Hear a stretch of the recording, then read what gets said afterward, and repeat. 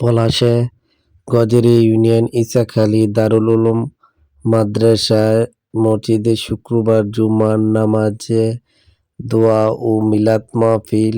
সাবেক প্রধানমন্ত্রী বেগম খালেদা জিয়া রুহে আত্মার মাগফিরাত কামনায় এবং তবারক বিতরণ করেন ডক্টর আব্দুল মঈন খান, সাবেক মন্ত্রী ও জাতীয় স্থায়ী কমিটির সদস্য বিএনপি। আর উপস্থিত ছিলেন। আপনারা দেখছেন নরসিংদীর কথাটি।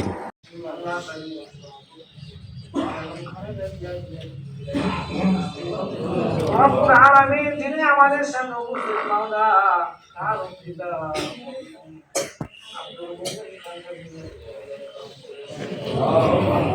দেশের মধ্যে যারা আল্লাহ নেতৃত্ব দিয়েছে অনেক তাদের জীবনের গুনাহ মাফ করে দিলেন।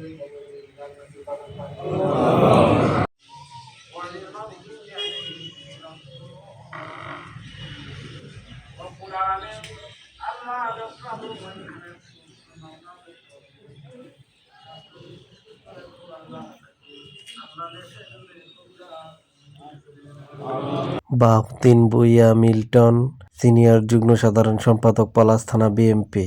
আর উপস্থিত ছিলেন মোহাম্মদ কামাল মেম্বার, সাবেক যুগ্ম আহ্বায়ক, পলাশ থানা যুবদল।